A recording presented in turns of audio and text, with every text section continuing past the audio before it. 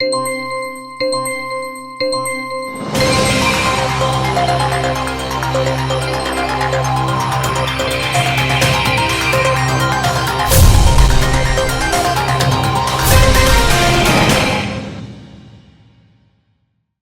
दर्शकों, बात आज की चैनल में आपका स्वागत है। मैं हूं निपुण भार्गव और पेश है आज की सच्ची बात पक्की बात।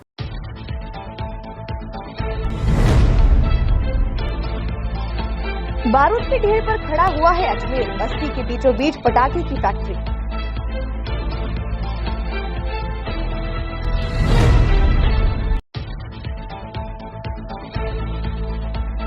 अजमेर दरगाह में हिंदू मंदिर होने के दावे पर कांग्रेसी मंत्री रलावता का बयान। कहा, सड़कों पर उतरना होगा तो उतरेंगे, मगर हिंसा नहीं होने देंगे।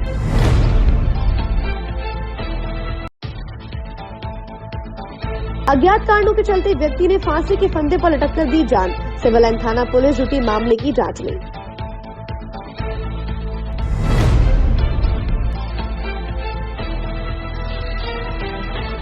जिलाधीक्षक वंदिता राणा ने आगामी उर्स को देखते हुए लिया दरगाह क्षेत्र का जायजा। आवश्यक कदम उठाने हेतु किया निर्देशित।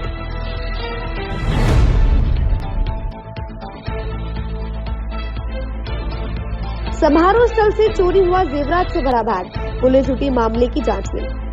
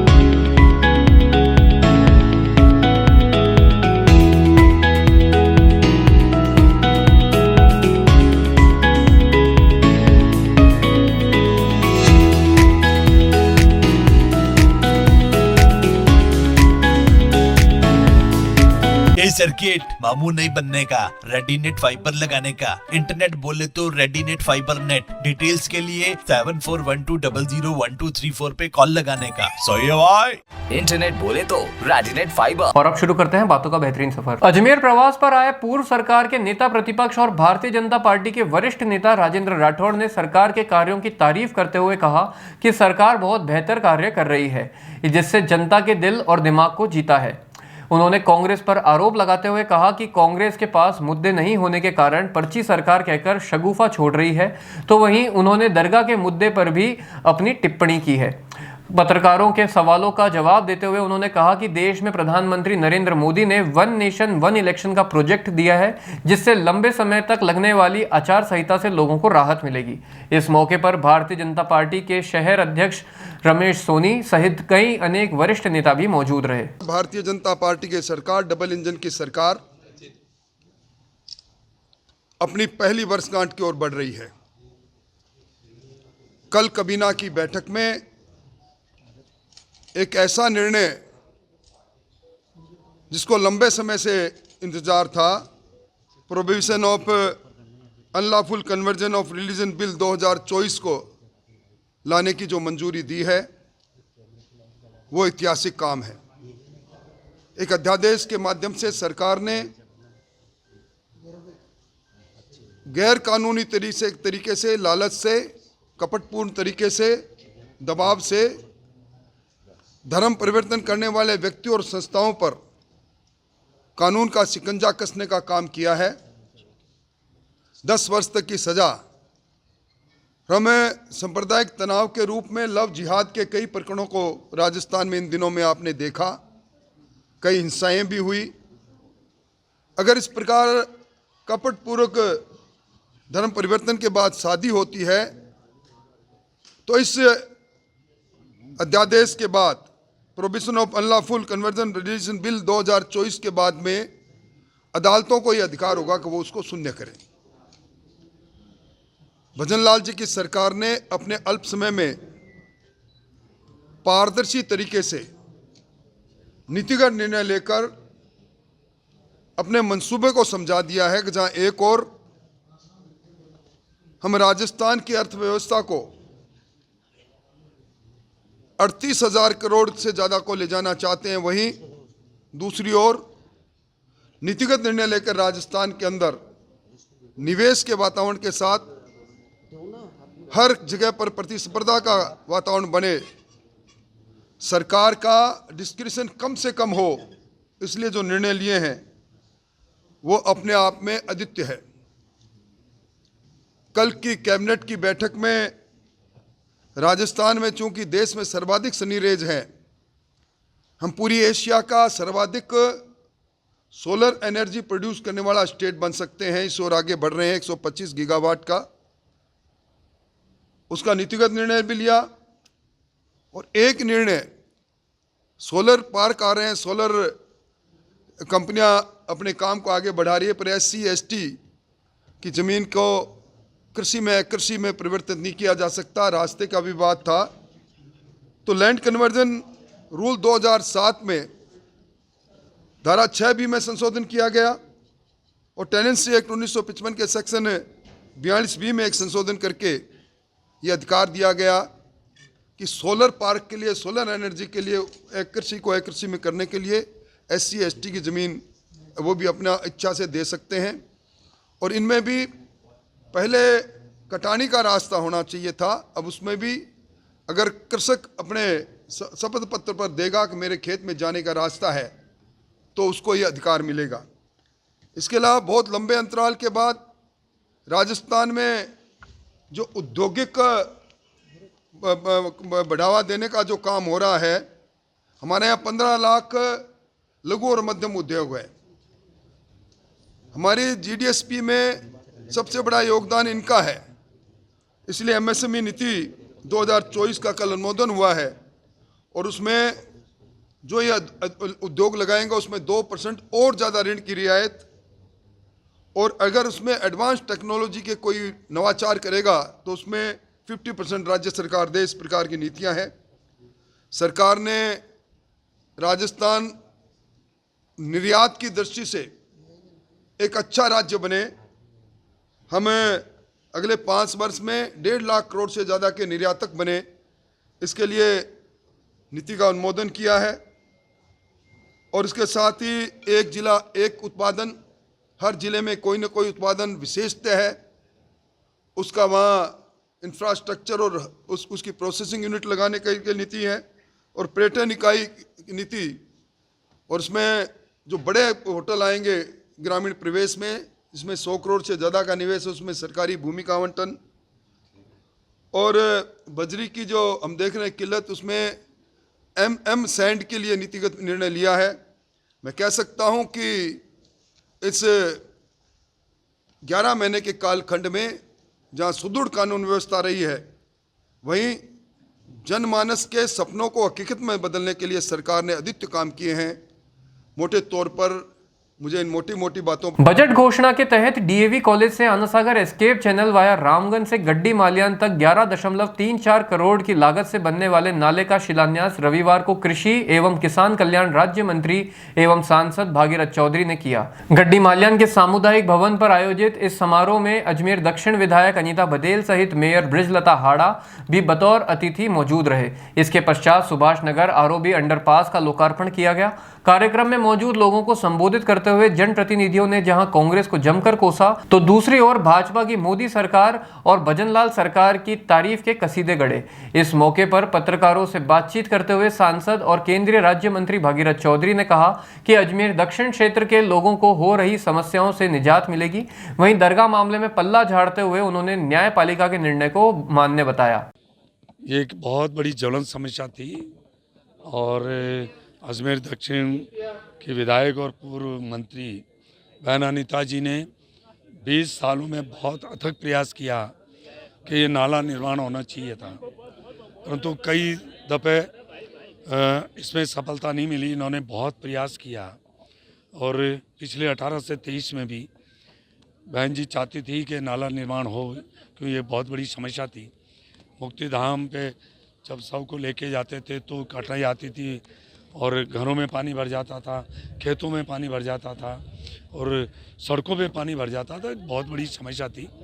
तो बहन अनीता जी ने अथक प्रयास किया और उसी का परिणाम निकला कि आज ये 1500 मीटर जो नाला है, जो 6.5 मीटर चौड़ा है, लगभग 11.5 करोड़ की लागत से आज उसका शिलान्यास होने यहाँ जा रहा है।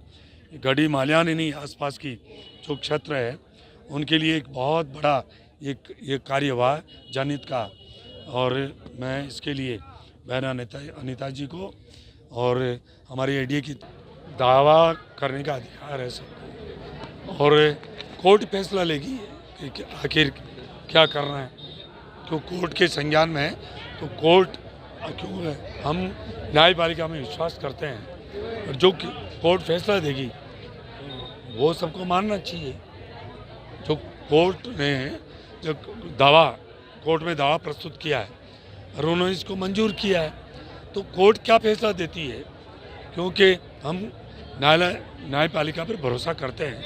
न्यायालय जो फैसला देगी, देखिए अपना अपना पक्ष प्रस्तुत करने का सबको अधिकार है और जो भी पक्ष है अपना अपना पक्ष प्रस्तुत करें।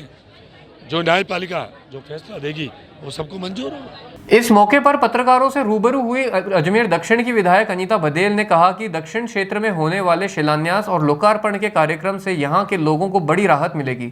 उन्होंने पूर्व कांग्रेस सरकार पर आरोप लगाते हुए कहा कि 2016 में केंद्र सरकार ने बजट घोषणा कर दी थी, उसके बावजूद गत कांग्रेस सरकार के कार्यकाल में इन कामों में रोड़े अटके हुए हैं, जिन्हें अब भाजपा की भजनलाल सरकार आने के साथ ही शुरू किया गया है। आज 2 महत्वपूर्ण अजमेर दक्षिण की जो समस्या है उनका समाधान होने जा रहा है। सुभाष नगर का एलसी पर जो आरओबी बनना था, केंद्र सरकार ने उसकी स्वीकृति बहुत पहले दे दी थी 2016 से, लेकिन पिछले 5 सालों में जब कांग्रेस की सरकार थी तो वो काम अटक गया था, हो नहीं पा रहा था।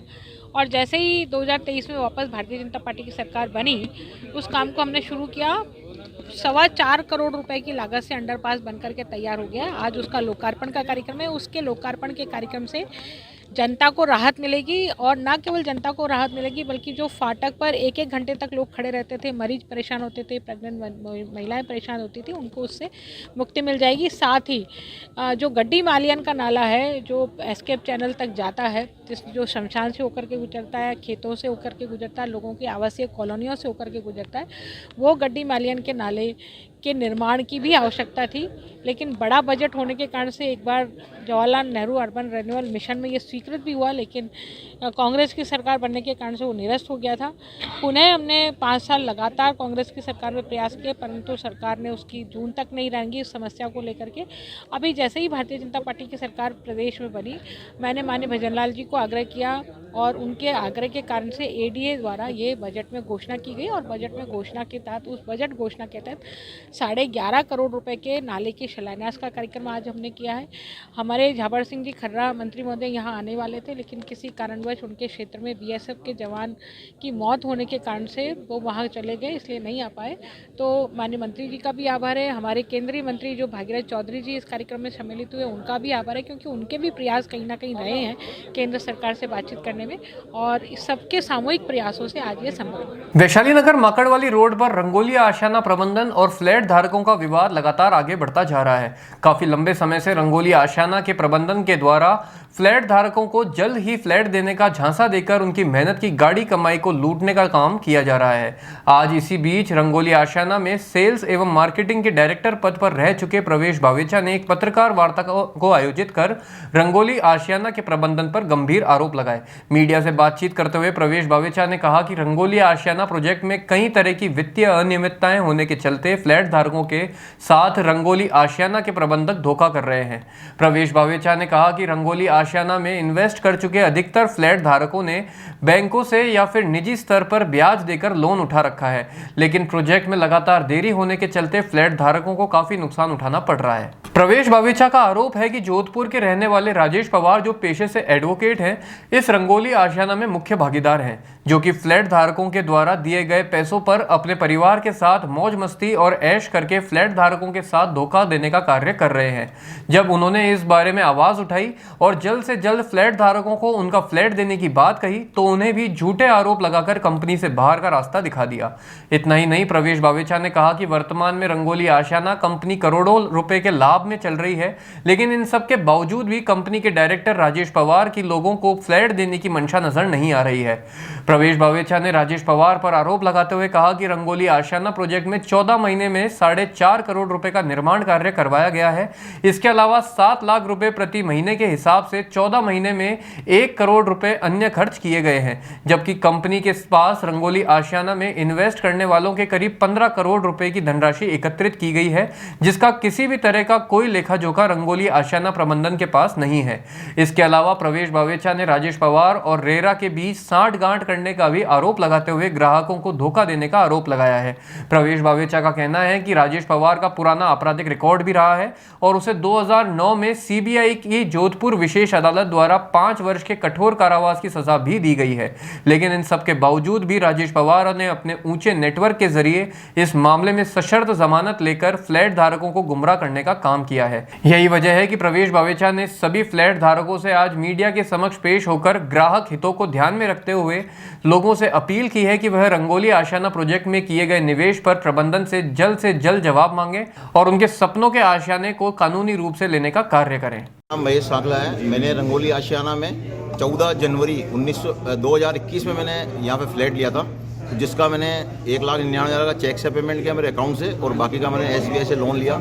उसकी किस्त अभी तक मैं जमा करा रहा हूँ और अभी मई के अंदर मेरे से इन्होंने वापस मेरा ये फ्लैट इन्होंने मेरे से लिया, कैंसिलेशन पे साइन करवाए और उस फ्लैट का मेरे से वादा किया 26.5 लाख देने का। उसमें से ओनली 1 लाख मुझे दिया है, बाकी 25.5 लाख मुझे आज तक नहीं दिए। और उस फ्लैट को उन्होंने 4 दिन बाद 30 लाख में बेच दिया, मतलब कि एक फ्लैट को उन्होंने 2 बार बेच चुके हैं और पेमेंट पूरा आ चुका है। मेरा भी पेमेंट पूरा आ गया और नए वाले का पेमेंट पूरा आ गया और वो पेमेंट मुझे आज तक नहीं दे रहे हैं, मुझे बस घुमाए जा रहे हैं, आज देंगे कल देंगे, आने वाला है। और मैंने थोड़ा तेज़ बोला तो धमकी देने लग गए कि भाई हम हो गए जो कर लो, हमारे पास पेमेंट जैसे आएगा वैसे आएगा, नहीं तो हम आपको ऐसे केस में फंसाएंगे, आपकी बेल भी नहीं होगी। फिर मैंने FIR कराई किशनगंज थाने में, उसका पत्रिका में आ भी चुका है और अभी तक उसका चल रही है कार्रवाई। और वहाँ से तो आश्वासन आ रहा है आपका पैसा आ जाएगा, वो पैसा आ जाएगा। मुझे मेरा पेमेंट चाहिए और बस, उसके अलावा मुझे कोई लड़ाई झगड़ा तो है नहीं। मेरे भी डबल मार पड़ रही है, मैं इंस्टॉलमेंट भी जमा करा रहा हूँ, इधर मेरा पेमेंट इधर फंस गया है। कुछ क्या नाम? ये तो राजेश पवार जो भी बने हुए हैं डायरेक्टर, उनके थ्रू मेरी बात हुई थी और ये बवेजा जी ने मेरा कैंसिलेशन करवाया था। रेशमा कदम वहाँ बैठती है सेल्स के अंदर, एक ज्योति बैठती है शर्मा, उनके थ्रू मेरा सारा ये कार्रवाई हुई थी। और ब्रोकर मेरा था पंकज सांकला, जिसके थ्रू मैं फंसाया गया था। मैंने तो स्टार्टिंग में सर आ जाओ ले लो ये करो, मैं उस पंकज सांकला जैसे मैंने लिया था। और मेरा 4th फ्लोर पे A404 नंबर का फ्लैट है। कौन सा आशियाना है? ये रंगोली आशियाना के अंदर है मेरा फ्लैट, जो भी माकड़वाली। मेरा महेश कुमार सांकला मेरा नाम है। ठीक है। तो मैं प्रवेश बावेचा आज आपके समक्ष प्रोजेक्ट की वित्तीय निर्माण और व्यक्ति विशेष भागीदार की स्थिति स्पष्ट करते हुए ये बताना चाहूँगा कि पिछले कई माह में अधिकांश फ्लैट धारक बैंकों या निजी स्तर पर ब्याज रूपी किस्तों का प्रोजेक्ट देरी होने की मूल उद्देश्य था, वो एक ही उद्देश्य था, एक ही बात को लेकर था कि हम कैसे 400 फ्लैट धारकों के हितों की फाइनेंशली सोशलिज्म प्लस कंस्ट्रक्शंस, जो स्लो कंस्ट्रक्शंस हो रहा है और ज़्यादा पैसा फ्लैट धारकों के अकाउंट से लोनिंग उठ गया है, उस चीज़ को उजागर करना, कस्टमर्स के बीच में जो ये मिसगाइडेंसेस चल रही है कि मार्च के अंदर हम आपको पूरा कब्जा दे देंगे, आई थिंक 10-20 फ्लैटों का हो सकता है वो फ्रंट में कब्जा दे करके ये आपको सामने हाईलाइटेड करें कि मार्च में कि देखो हमने कब्जा दिया है, जहाँ दावा कर रहे हैं कि हम 400 फ्लैट पूरे बना करके आप लोगों को समर्पित करेंगे। मैं आपको दावे के साथ कहता हूँ कि ऐसा काम जब 8 से 9 महीने का टाइम PhD ले रहा है कि वो भी कब, जब 2 करोड़ के आसपास की आप जो डिमांड है वो जमा कराने के बाद आज 2 रुपये जमा नहीं हुए, ना बिजली डिपार्टमेंट में, ना पानी डिपार्टमेंट में, ना STP कनेक्शंस में, ना आपका लिफ्टों में। और ये लिफ्टें भी मेरे जानकारी में अब ये धीरे धीरे आने लगी हैं पिछले 2 महीने से कि लोकलाइज यूज़ करने की प्लानिंग बना रहे हैं। मैं आप प्रिंट मीडिया और इलेक्ट्रॉनिक मीडिया के माध्यम से कहना चाह रहा हूँ कि इसमें भी कोई घाला मेला ना होने दें, क्योंकि पुराने कॉन्ट्रैक्टर्स के बीच में ये क्लियर है कि OTS या कोनी जो 2 टॉप लेवल के ब्रांडेड हैं जो अच्छे होटलों में और रेगुलर वे में जहाँ यूज़ होती हैं वहीं पे लगवाएं करें। और जो जो कॉन्ट्रैक्ट्स पहले का बना हुआ था 4 साल पुराना, जब ये मियाँ बीवी का कॉन्ट्रैक्ट नहीं था, उसके पूर्व जो जो क्वालिटी और प्रोडक्ट से संबंधित जो जो टॉप लेवल के जो छोटे वाले ब्रदर ने सारे कॉन्टैक्ट नोट में बंसल जी के साथ में कर रखा था, उन्हीं चीज़ों की पुनरावृत्ति इस मियाँ बीवी वाली कंपनी में भी हो, ऐसा मैं चाहूँगा कि आप प्रिंट इलेक्ट्रॉनिक मीडिया के मार्फत और प्रिंट मीडिया के मार्फत ये बात उन तक पहुँचाएँ, कस्टमर तक पहुँचाएँ।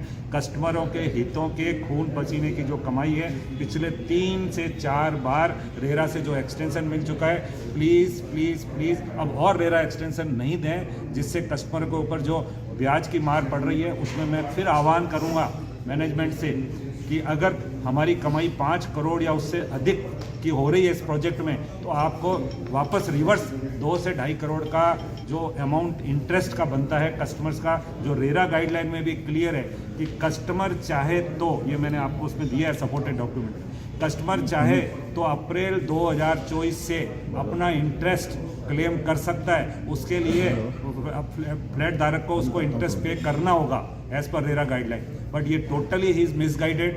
जहाँ 6-6 हज़ार 8-8 हज़ार के कोई 10-12 मेरे जो कॉन्टैक्ट थे 10-12 महीने पुराने, जो मैंने ऐसे कस्टमर्स के साथ किए थे जो इंस्टॉलमेंट भी पे कर रहे थे, घर का किराया भी पे कर रहे थे। ये फरवरी मार्च की बात है कि उनको मैंने दिसंबर में 6-8 हज़ार का कोई कमिटमेंट किया, उस चीज़ को भी वो डिनाई कर रहे हैं। मतलब ये तो बात दूर की है कि अप्रैल 2024 से कोई कस्टमर लीगल फोरम में जाकर के, कंज्यूमर फोरम में जाकर के वो दावा ठोक सकता है। ऐसे ऐसे भी कंज्यूमर फोरम में के एडवोकेट हैं जो 10-20% आपसे बाद में पैसा लेते हैं, जो सेटलमेंट अमाउंट। तो अगर कोई कस्टमर पैसे भरने की स्थिति में नहीं है, कंज्यूमर लीगली जाने की स्थिति में नहीं है, ऐसे कस्टमर भी कांटेक्ट कर सकते हैं। मूलचंदानी जी भी उनको सजेस्ट कर देंगे कि बिना पैसे लिए दिए आप कंज्यूमर फोरम में जाकर के एक अच्छे वकील के थ्रू कर सकते हैं। जो कंपनसेशन होगा उसमें जो एडवोकेट की जो फीस होगी 10-20% वो तभी रखते हैं जब उनको कंपनसेशन मुआवजा वो दिला सकते। बातों को देते हैं छोटा सा विराम, जल्दी मिलते हैं एक नए सफर पर।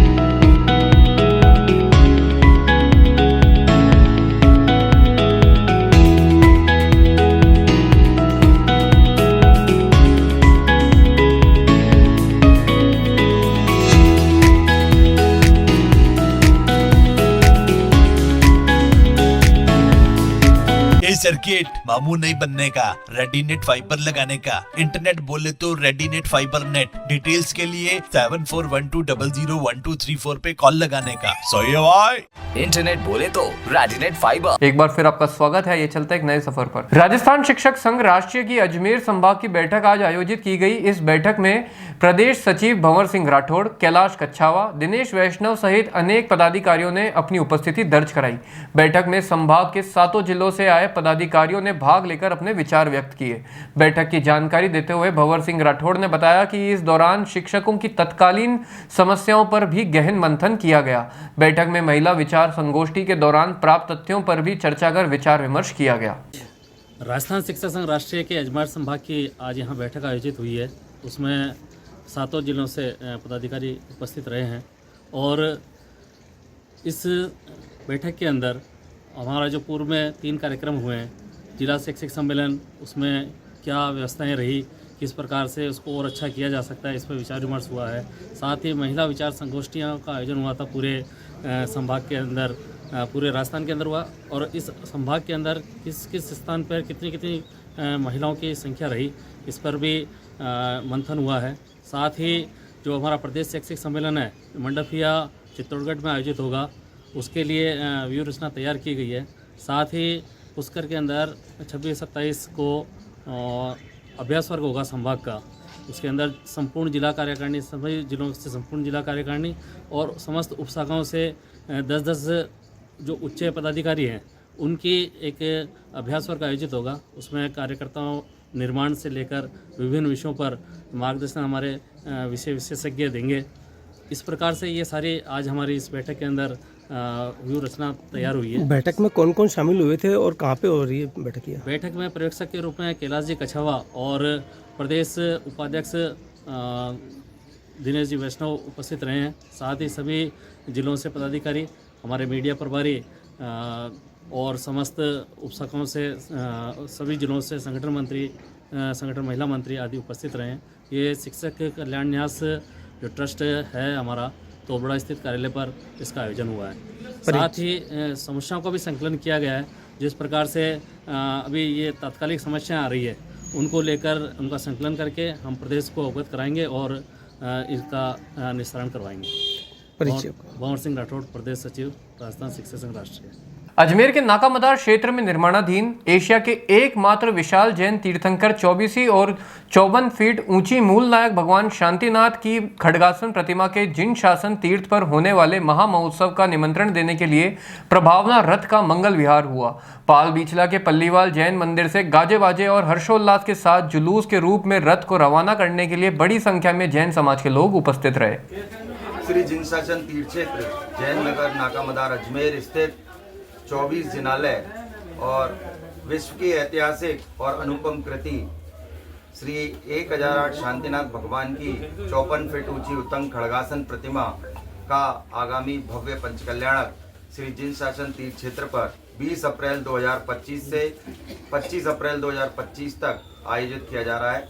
इसी श्रृंखला में श्री जिन शासन तीर्थ क्षेत्र की धर्म प्रभावना के लिए श्री जिन शासन धर्म प्रभावना रथ, जो कि पूरे देश के अंदर विभिन्न प्रांतों के अंदर विभिन्न जैन नगरों में जाएगा और इस पंचकल्याणक का आमंत्रण सौंपेगा।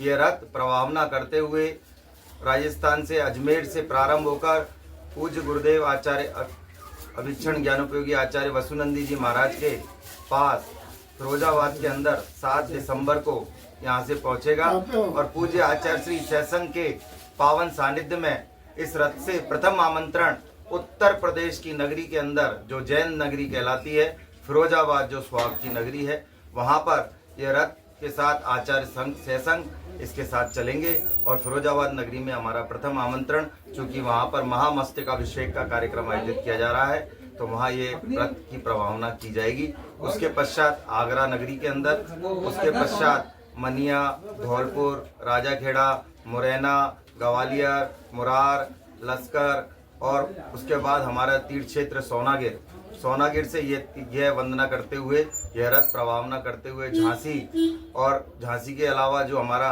बुंदेलखंड प्रांत है वहाँ जाएगा। उसके पश्चात शिवपुरी, करेरा और जो हमारी समाज है कस्बा थाना 12 डिस्ट्रिक्ट के अंदर, कोटा में इत्यादि क्षेत्र कवर करेगा। द्वितीय चरण में ये रथ हरियाणा के अंदर हमारी तिजारा, जो हमारी धर्म नगरी है, अतिशय क्षेत्र है तिजारा, देहरा तिजारा, वहाँ जाकर धर्म प्रवावना करेगा। हरियाणा के विभिन्न प्रांत जैसे हिसार है, गुड़गांव है, रेवाड़ी है, दिल्ली प्रांत के अंदर जो हमारे देश की राजधानी है, वहाँ हमारी अनेक शैलियाँ हैं। पूज्य गुरुदेव के वहाँ अनन्य भक्त हैं, वहाँ पर ये धर्म प्रवावना करेगा। और यह रथ एक दिन राष्ट्रपति भवन भी यह जाएगा और वहाँ राष्ट्रपति महोदय, हमारे देश के राष्ट्रपति माननीय राष्ट्रपति को निमंत्रण देगा। प्रधानमंत्री नरेंद्र मोदी, अमित शाह, गृह मंत्री देश के, इनके पास भी ये निमंत्रण लेकर जाएगा। और इस पंचकल्याणक का जो कि विश्व स्तरीय पंचकल्याणक होने जा रहा है, जिसमें लाखों लोग अजमेर में आएंगे, उनके आतिथ्य के लिए संपूर्ण कमेटी यहाँ तैयारी कर रही है। और ये जिन धर्म प्रभावना रथ के माध्यम से आज श्री जिन शासन तीर्थ क्षेत्र से पल्लीवाल दिगंबर जैन मंदिर, पाल बीचला, कोकिल कुंज होते हुए मार्टिन ब्रिज और मुंसुरवतनाथ भगवान का जो चैरिटेबल ट्रस्ट है हमारा केसरगंज गोल चक्कर पर, वहाँ मंदिर होते हुए ये हमारी अजमेर जायसवाल जैन समाज की जो पंचायत का बड़ा मंदिर है श्री 1008 पार्श्वनाथ दिगंबर जायसवाल जैन मंदिर केसरगंज में, आज इस रथ में महावीर मोहल्ले में भगवान महावीर स्वामी के जो शासन नायक है, उनके ये नगर जो कि महावीर मोहल्ले के नाम से विख्यात है, आज ये रथ पहुंचा है। संपूर्ण श्री 1008 पार्श्वनाथ दिगंबर जायसवाल जैन मंदिर कमेटी ने इसका अभिनंदन किया है। साथ ही इसके जुलूस के साथ हमारे महिला मंडलों की सहभागिता, बच्चे और हमारे जितने भी मंडल हैं, इसके साथ पाठशाला के नन्हे मुन्ने बच्चे, आचार्य विद्यासागर पाठशाला के बच्चों ने इसका अभिवादन किया है और धर्म ध्वजा लेकर चले और यही प्रवावना की कि जो हमारा पंचकल्याणक होने जा रहा है वो विश्व स्तरीय पंचकल्याणक हो। इस जो जिन धर्म प्रवावना रथ है, इसके पुण्यार्जक श्रीमान पवन कुमार जी, गौरव कुमार जी बढ़ारी परिवार बिरला सिटी वाटर पार्क हैं, वे इस रथ के मुख्य सारथी हैं। और हमारे जिन शासन तीर्थ क्षेत्र कमेटी के अध्यक्ष आदरणीय वीरेंद्र कुमार जी जैन ठकुरिया बाड़मेर वाले और महामंत्री मनोज जी कोला नायक और संपूर्ण कमेटी, जिसके अंदर हमारे भंडारी हैं, कोषाध्यक्ष रूपेश जी हैं, नीरज जी सुथनिया हैं, राहुल जी पचगैया है और हमारे धर्मशाला कमेटी के अध्यक्ष राम भरोसी लाल जी और समाज के सभी गणमान्य महानुभावों ने, कमेटी के सभी सदस्यों ने इसकी अगवानी आज भव्य तरीके से की है। ढोल बाजे के साथ, गाजे बाजे के साथ, बैंड बाजे के साथ आज ये रथ यात्रा केसरगंज जैन मंदिर पहुंची। विनीत कुमार जैन। मेरे में एक विश्व प्रसिद्ध जो खड़ासन शांतिनाथ भगवान की प्रतिमा जिन शासन तीर्थ क्षेत्र जो मदार के अंदर होने जा रही है और जिसका आगामी 20 अप्रैल से 25 अप्रैल तक पंचकल्याण महामहोत्सव होने जा रहा है। आचार्य उर्वर वसु नंदी जी के द्वारा जो है इसका पंचकल्याण कराया जाएगा।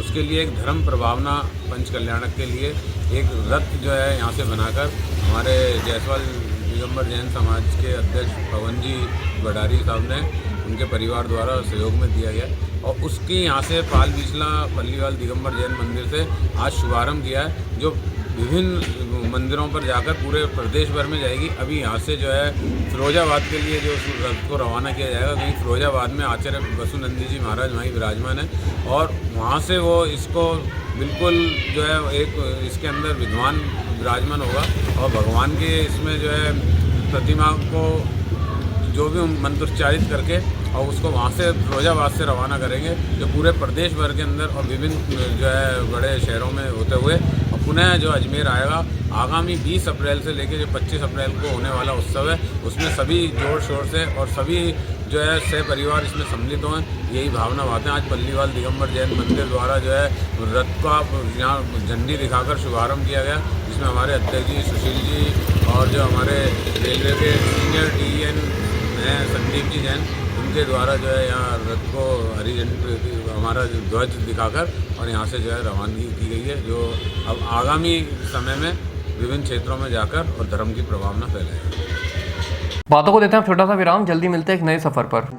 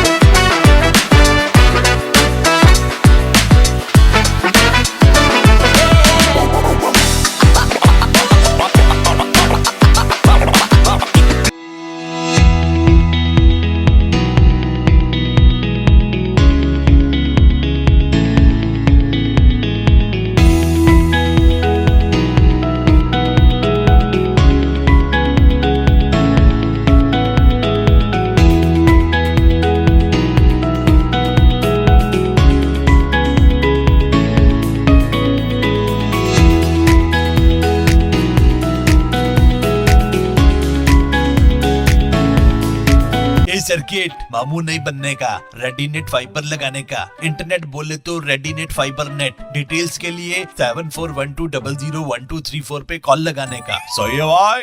इंटरनेट बोले तो रेडिनेट फाइबर। एक बार फिर आपका स्वागत है। ये चलता है एक नए सफर पर। पुष्कर NSUI ने राजस्थान सरकार के प्रतिपक्ष नेता टीकाराम जूली के जन्मदिन पर शनिवार को ब्रह्म सरोवर में दुग्धाभिषेक कर मंगल कामना की। इस मौके पर कांग्रेस नेता बैजनाथ पाराशर, विनोद पाराशर, रेहान खान, महेश पाराशर, जय वाल्मीकि, अभिषेक पाराशर आदि NSUI कार्यकर्ता मौजूद रहे। परमवीर चक्र शैतान सिंह की जन्म शताब्दी के उपलक्ष्य में कुंदन नगर स्थित छात्रावास में उनकी प्रतिमा का अनावरण राज्य सैनिक कल्याण बोर्ड अध्यक्ष प्रेम सिंह बाजोर व धरोहर प्रोन्नति प्राधिकरण के अध्यक्ष ओंकार सिंह लखावत ने किया। इसके बाद समारोह का आयोजन किया गया, जिसमें मुख्य अतिथि के रूप में पूर्व उप प्रतिपक्ष नेता राजेंद्र सिंह राठौड़ ने शिरकत की। कार्यक्रम में भाजपा नेता भंवर सिंह पलाड़ा ने भी उनकी जीवनी पर प्रकाश डाला और युवाओं से मेजर शैतान सिंह की वीरता से प्रेरणा लेने का आह्वान किया। परमवीर शैतान सिंह जी भाटी के जन्म शताब्दी समारोह का मनाने का काम आज हुआ है। उनकी वीरता इस देश के लिए सैन्य इतिहास के अंदर उनकी कुर्बानी को कोई भुला नहीं पाएगा। और आज इस अवसर पर यहाँ के लोगों की मांग भी है कि चूँकि वो परमवीर चक्र विजेता भी रहे कि उनको उनके नाम का पनोरमा बनना चाहिए। हम सरकार से मांग करके पनोरमा बनाएंगे। आज इस समागम के लिए मैं सबको धन्यवाद देता हूँ। निश्चित तौर पर आज समाज ने अपेक्षा की, इसको पूरा करेंगे। वीर मेजर शैतान सिंह जी के 100वें जन्मदिन अवसर पर आज उनकी मूर्ति का अनावरण किया। इस मूर्ति के अनावरण के लिए हमारे समाज के और क्षत्रिय समाज के और भारतीय जनता पार्टी के वरिष्ठ नेता आदरणीय राजेंद्र सिंह जी राठौड़, प्रेम सिंह जी बाजौर, आदरणीय लखावत साहब उपस्थित रहे और इनके मार्गदर्शन में और इनके सानिध्य में इस मूर्ति का अनावरण हुआ। और इस बात का सामूहिक निर्णय लिया गया कि 36वीं कौम को प्रेरणा देने के लिए इस राष्ट्रीय महापुरुष जो आज़ादी के बाद के जो महापुरुष है प्रजातांत्रिक व्यवस्थाओं में जिन्होंने देश की आज़ादी के लिए सर्वोच्च निछावर किया, उनके पैनोरामा बनाने की बात करी और इसके लिए सरकार से मांग करी। सम्मान भी किया और सम्मान भी किया, जो सामाजिक रूप से जो लोग हैं उनका सम्मान। रेलवे अपने यात्रियों को स्वच्छ और उच्च गुणवत्ता के बेडरोल देने के लिए प्रतिबद्ध है। इसके लिए रेलवे बोर्ड के निर्देश पर उत्तर पश्चिम रेलवे अजमेर मंडल पर संचालित होने वाली सभी ट्रेनों में वातानुकूलित श्रेणी के कोचों में स्वच्छ और उच्च गुणवत्ता वाले बेडरोल प्रदान किए जा रहे हैं। अपर मंडल रेल प्रबंधक बलदेव राम एवं वरिष्ठ मंडल यांत्रिक अभियंता प्रदीप कुमार ने बताया कि सभी चद्दरों की धुलाई का कार्य मैकेनाइज्ड लॉन्ड्री में किया जाता है और इसके बाद ऑटोमेटिक मशीन से इस्त्री की जाती है। अजमेर मंडल में जो हमारी लिनन और जो ब्लैंकेट्स है उनकी जो वॉशिंग है उसका प्रोसीजर जो है हमने आज मीडिया में बताया है कि हमारा जो सारा सिस्टम है ये फुल्ली मैकेनाइज्ड है और फुल्ली हाई कैपेसिटी का है और हमारी जितनी रोज़ की डिमांड है उसको पूरा करने में कैपेबल है और पूरा कर रहा है। इसके अलावा हमारी इन फ्यूचर के लिए भी मशीन्स एड ऑन हो रही है, बिल्डिंग्स एड ऑन हो रही है, मशीनें ऑन वे है, आ चुकी है, कमीशनिंग हो रही है और हमने जो हमारा जो एंड प्रोडक्ट है वो हमने इनके आज सामने रखा है। ब्लैंकेट्स का भी रखा है, बेडशीट्स का भी रखा है और पूरा प्रोसीजर जो है हमने बताया है और बिल्कुल हमारा जो सिस्टम है वो मैकेनाइज्ड है, फुल प्रूफ है और ह्यूमन डिपेंडेंट नहीं है और हमारी जितनी कैपेसिटी है मंडल की उससे हमारा इस समय भी 10% से ज़्यादा प्रोडक्शन हमारा अजमेर और उदयपुर सब डिवीज़न में है और हमारा जो फ्यूचर को देखते हुए हम इसके अंदर एड ऑन भी कर रहे हैं और हमारी जो गुणवत्ता है वो बिल्कुल मेंटेन्ड है और इसका पूरी निगरानी ध्यान रखा जा रहा है और मशीन जो हैं टाइम टू टाइम ओवरऑल होती है और हमारे पास एक्स्ट्रा मशीन भी आ रही है जो अब कमीशनिंग होगी और हमारी कैपेसिटी जो है और अगमेंट होगी। भविष्य में कितनी मशीनें लगी हुई है, कितने का स्टाफ है यहाँ पे? यहाँ पे जो हमारे पास मशीन जो है 3 वॉशर है, 5 ड्रायर है, 1 आयरनर है, आयरनिंग एंड स्ट्रेटनिंग करती है और हमारे पास लगभग 25 से 50 की कैपेसिटी में डिपेंडिंग अपॉन द जो काम चल रहा है हमारे पास स्टाफ रहता है जो इन मशीनों को फीड करना, निकालना, स्ट्रेटनिंग करना, आयरनिंग करना, कलेक्शन करना और बेडरोल को तैयार करके और रखना और रेडी करके रखना और जो आता है ट्रेन से उसको आने के बाद में उसका सेग्रीगेशन करना, उसको फीड करना और उसको जो है तैयार करना। इनके अवेयरनेस के लिए क्या किया जाता है? अवेयरनेस के लिए क्या? ये जो बार बार कंप्लेंट्स आ रही थी कि भाई बेडरोल वगैरह दिक्कत है, तो हमने पूरा यहाँ पे एक डेमो दे के दिखाया है कि जो हमारे यहाँ से जो बेडशीट निकलती है वो स्टेन फ्री है, ह्यूमिड फ्री है, नमी बिल्कुल नहीं है, स्टेन बिल्कुल नहीं है और एकदम वाइट और क्लीन होकर निकलती है। और हम जो पूरा पैकेट जो दे रहे हैं उसके अंदर 2 bedsheets, hand towel, 1 towel and पूरा जो है पिलो कवर, ये 2 पिलो कवर, 1 पिलो कवर, ये पूरे पैकेट के रूप में देते हैं। और कंबल जो है वो अलग से प्रोवाइड किया जाता है, वो अलग रखा जाता है। सर गुड नाइट सर, धन्यवाद। आज बस इतना ही। कल फिर होगी आपसे मुलाकात, तब तक के लिए आज्ञा दीजिए। नमस्कार।